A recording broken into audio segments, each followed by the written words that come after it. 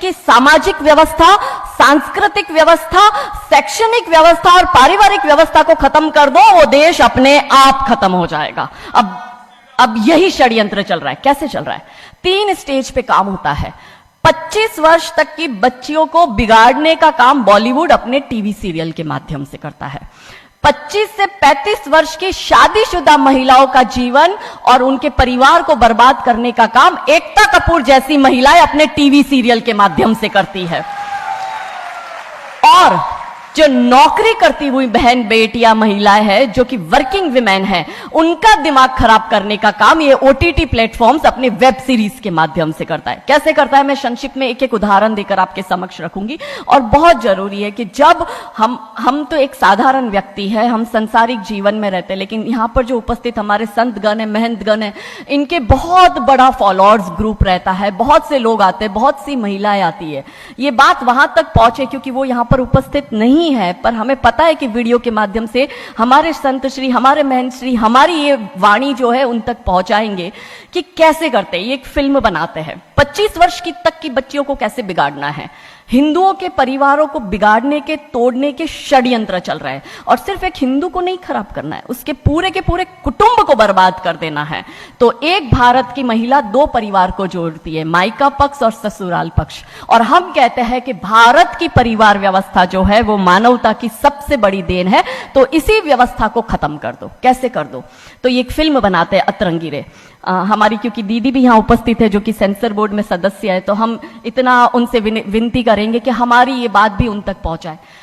Systematically ये फिल्मों में लड़की दिखाएंगे हिंदू की, लड़का दिखाएंगे मियां भाई का, और उसमें भी दिखाएंगे कि वो लड़का चाहे अनपढ़ हो, चाहे गवार हो, चाहे आतंकवादी हो, चाहे पंचर छाप हो, और वो हिंदू की लड़की चाहे कितनी पढ़ी लिखी हो, लेकिन उसका परिवार जो है वो रूढ़िवादी है, वो रिग्रेसिव है, और उसके सामने यदि वो घोड़ा भी चला रहा है, खच्चर टट्टू भी चला रहा है, तो वो बड़ा प्रोग्रेसिव है, वो बड़ा संस्कारी है। कैसे करते हैं? ये एक फिल्म बनाते हैं अतरंगी रे। अतरंगी रे फिल्म में, जो कि आज की युवा बच्चियों का लेटेस्ट क्रश है, सारा अली खान हीरोइन लेते हैं। हमारी युवा बच्ची इसको फॉलो करती है। उसमें यह दिखाते हैं कि सारा अली खान जो एक मुस्लिम लड़के के प्यार में पड़ जाती है और अपने परिवार से विरोध कर कर, उनसे लड़ झगड़ कर ट्रेन में बैठकर वो भाग जाती है। उसी ट्रेन में एक संवाद होता है उस पिक्चर के हीरो का और उसी हीरोइन का। दोनों अपनी अपनी लव स्टोरी शेयर करते हैं। तो हीरोइन पूछती है हीरो को कि तुम्हारी लव स्टोरी बताओ। तो वो कहता है कि कल मेरी शादी होने वाली, और लव स्टोरी तो मेरी लव स्टोरी है कि मैंने बचपन से जिस लड़की से प्यार किया, जिसके साथ पढ़ाई की, जिसके साथ मैं बढ़ा हुआ, उसी लड़की से, मेरी बचपन की मित्र जो मेरे समाज की है, जो मेरे गांव की है, उसके साथ ही मेरी शादी होने वाली है। तो वो हीरोइन कहती है अरे ये और कोई लव स्टोरी है, ये लव स्टोरी नहीं हो सकती। तो हीरो पूछता है तो फिर क्या हो सकती है लव स्टोरी? तो वो कहती है कि मैंने एक मुस्लिम लड़के से प्यार किया है, मैं ठाकुरों की लड़की हूं, पूरा समाज, पूरा घर, पूरा परिवार मेरे खिलाफ है, और मैं उन सबको ठोकर मारकर, उनकी भावनाओं को ठोकर मारकर अभी ट्रेन में बैठकर भाग रही हूं उस लड़के से शादी करने के लिए। और वो हीरोइन वहां पे डायलॉग देती है कि लव स्टोरी तो मेरी लव स्टोरी है कि मैं ठाकुर की लड़की और वो कतई मियां भाई, और ये है असली लव स्टोरी।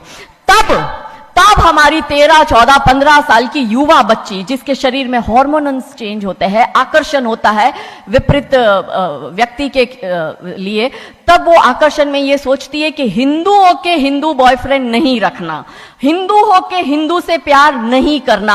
आप इतिहास में छपेगी, आपकी लव स्टोरी तभी बनेगी जब आप किसी मियां भाई से प्यार करेगी और उससे शादी करेगी। तो कैसे सिस्टमैटिकली ये स्लो पॉइजन बॉलीवुड की फिल्मों के माध्यम से फ्रेजाइल माइंड में डाला जा रहा है। और आज देखो कि क्यों समाज में लव जिहाद के इतने केस बन रहे हैं, और उसका सबसे बड़ा और मुख्य कारण बॉलीवुड है, क्योंकि इन बॉलीवुड वालों ने हमारी बेटियों को हादी रानी और रानी चिन्नमा रानी अब्बा का नहीं दिखाया। इन बॉलीवुड वालों ने हमारी बेटियों को करीना खान दिखाया है ताकि वो अपनी कोख से तैमूर और जहांगीर पैदा करे। ये बॉलीवुड वाले लव स्टोरी पर फिल्म बनानी है तो ये हादी रानी और राजा रावत सिंह चुड़ावत पर क्यों नहीं बनाते? मैं आपको उनकी कथा शॉर्ट में करती हूं कि राजा रावत का शादी जो होता है वो हदी रानी से होता है, मेवाड़ के राजा है, और औरंगजेब की सेना आक्रमण करने आती है।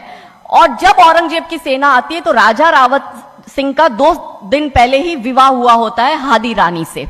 तो राजा जी की इच्छा नहीं होती कि मैं युद्ध लड़ने जाऊं, तो हादी रानी बड़े क्रोधित होते हैं। वो कहते तुम मेरी चिंता छोड़ो, तुम अभी इस मातृभूमि की रक्षा के लिए, इस धर्म की रक्षा के लिए आप युद्ध भूमि में जाओ और आप मेरी चिंता मत करना। यदि आप बलिदान भी हो जाओगे तो मैं प्राउडली अपने आप को आपकी विधवा कहूंगी। तब राजा रावत युद्ध लड़ने जाते हैं। युद्ध भूमि में राजा रावत जी को हादी रानी की बहुत याद आती है, क्योंकि नई नई शादी हुई होती है, तो नई बियाई दुल्हन को छोड़ के आए होते हैं, तो बहुत याद करते हैं। तो वो अपने दूत को कहते हैं अभी सेना आने में समय होता है और युद्ध में भी समय होता है, तो वो कहते हैं अपने दूत को कि जा तू रानी सा के पास जा महल में और उनसे कहे कि राजा जी को आपकी बहुत याद आ रही है, आप अपनी कोई एक निशानी उनके लिए भेजो। दूत भी बड़ा टेंशन में आ गया कि ये युद्ध भूमि में बैठे और इनको हादी रानी की याद आ रही है, ये युद्ध लड़ेंगे कैसे और जीतेंगे कैसे। पर वो दूत डरते डरते पहुंचा रानी सा के पास और रानी सा को कहता है कि राजा रावत जी ने आपकी एक निशानी मंगाई है, उनको आपकी बहुत याद आ रही है। तो रानी सा बहुत क्रोधित हो जाते कि ये मेरा पति कैसा, ये युद्ध लड़ेगा कैसे, औरंगजेब की इतनी बड़ी विशाल सेना है, यदि जहां युद्ध भूमि में बैठकर उसको रणनीति बनानी है वहां वो मेरी निशानी मंगवा रहा है।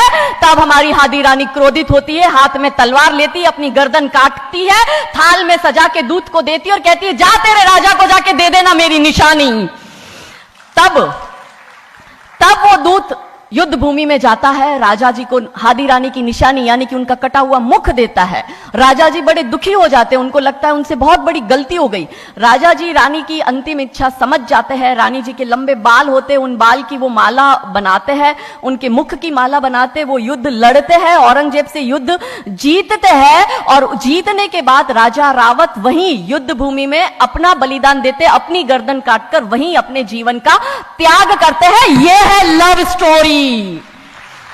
पर बॉलीवुड इस पर फिल्म नहीं बनाएगी कि इतिहास चुराए नहीं है, हमने इतिहास बनाए हैं और लाखों शीश कटे हैं रण में, तब जाके हिंदू कहलाए हैं। ये महान गौरवशाली इतिहास हमारा, पर बॉलीवुड इसका इतिहास हमारे समक्ष आने नहीं देता। अब रहा 25 से 35 वर्ष की महिला, कैसे बिगाड़ती है एकता कपूर। वही sari, typical dress, typical getup, पीछे उसकी सीरियल में एकता कपूर की सीरियल में पीछे बहुत बड़ी अंबे मां की मूर्ति। दिखाएंगे कैसे हिंदू महिला को, क्योंकि परिवार खत्म करना है हिंदुओं का। तो वो एक से प्यार करेगी, शादी दूसरे से करेगी, जीवन में तीसरा पुरुष आएगा, फिर दूसरा मर जाएगा, फिर उसको चौथा पसंद आने लगेगा, फिर जो मर गया वो जिंदा हो जाएगा, फिर कंफ्यूज हो जाएगी किसके साथ जाऊं, दूसरे के साथ कि चौथे के साथ। क्या हमारी भारतीय महिलाएं, क्या हमारी हिंदू महिलाएं, सबसे बड़ा प्रश्न यह है कि क्या हम 4-4 पुरुषों के साथ अफेयर करते हैं? क्या यह हमारा सम्मान है? और अगर यदि हम सब एक होकर इसके लिए नहीं बोलेंगे तो यह आवाज नहीं उठेगी। और दुख की बात यह है कि ऐसी एकता कपूर जैसी महिलाएं जो घर तोड़ने का काम कर रही है, इनको पद्मश्री अवार्ड मिल जाता है। कैसे मिलता है? भारत सरकार से इस भूमि पर खड़े होकर मैं निवेदन करती हूं कि आप ऐसी महिलाओं के पद्मश्री वापस लो, क्योंकि ये महिलाएं हिंदू परिवारों के मकान, घर तोड़ने का काम कर रही है।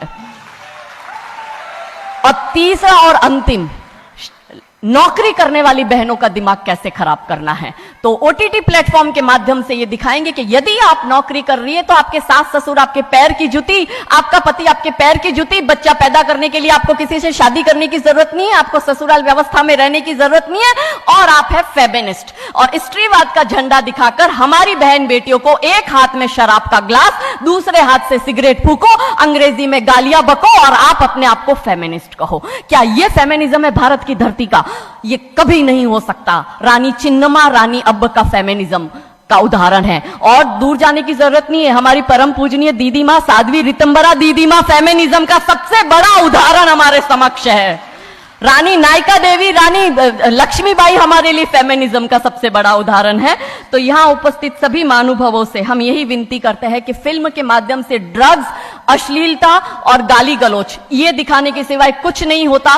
तो हम सब मिलकर एक साथ एक आवाज उठाए कि इन चीजों का बंद होना बहुत जरूरी है, क्योंकि आने वाली पीढ़ियों को बर्बाद करने का काम ये लोग अपने टीवी सीरियल और फिल्मों के माध्यम से कर रहे हैं। और क्योंकि शुरुआत भगवान राम जी के नाम से करी थी, तो अंत भी हम भगवान राम जी के नाम से करना चाहेंगे कि कौन है राम। राम जो है चेतना है, बिंदु है, बिंदु जिससे प्रस्फुटित है तेज, तेज जो कि इस समस्त सृष्टि की रचना की कल्पना का हेतु है, अनाम है, अनाम जो है पंक्ति में प्रथम, प्रथम है धर्म धैर्य का